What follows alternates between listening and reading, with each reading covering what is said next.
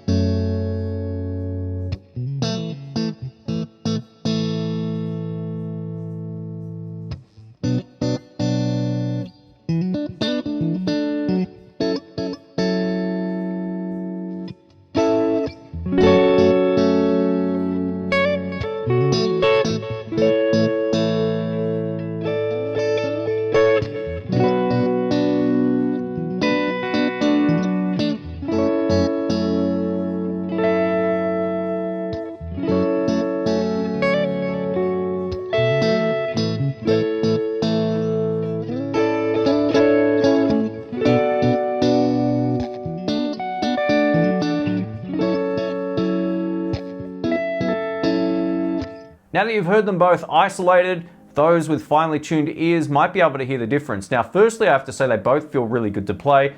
The Fender definitely has way more 3D projection on the clean tones than it ever had on the GT series. So in the room, they're both extremely loud. I found the Boss Katana a little bit on the brittle side on the clean, so I had to wind the treble down. That kind of fixed that, so no big deal there. But if you're wondering which one was which, A was the Fender Mustang and B was the Boss Katana. B for Boss, A for Fender GTX, I don't know. But anyway, let's go over to the crunch tones in the mix. Here we go.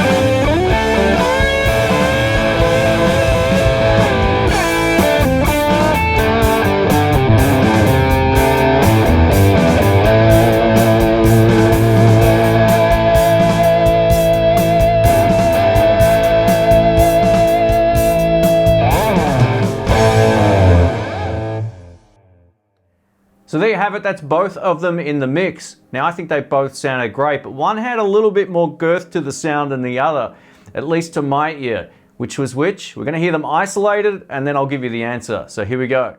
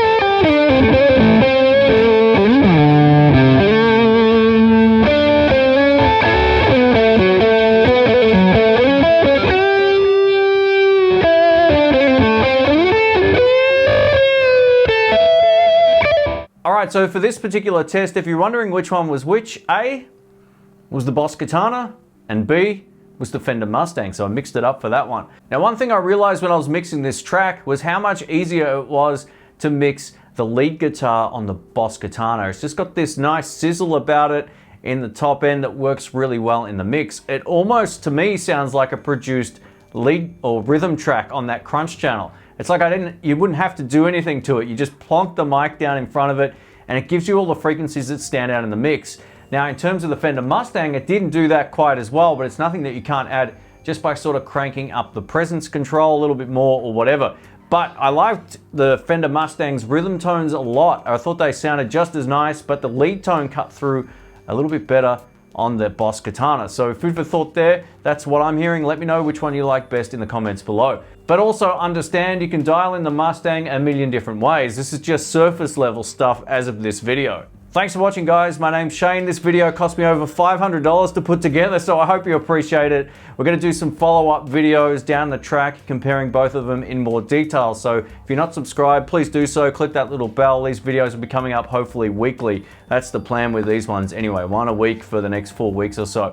Once the venues open up again, I'm taking both of these out. We're going to play them live because I really think that's the ultimate test. We are going to deep dive and dig into these amplifiers a little bit more. We're also going to take them out and play them live where it matters most. I played the old Boss Katana Mark I live, and I've also tried the GT, but I've never tried the GTX live, so it's a mouthful to remember all these model numbers. But I'm looking forward to trying them both live and seeing which one works best in that situation. That might be the final one because as of right now, a lot of the venues are currently closed. But if you do have any comments or questions about this test or things you'd like to see in a follow-up video, please let me know in the comments and I'll get back to you as soon as I can. Already I can tell both of these amps are really great. So if you own one or the other, it really won't be that big of a difference. But they're both aimed at, I think, slightly different people from what I can tell already. Someone who likes to tinker a lot and someone who might not like to tinker quite as much.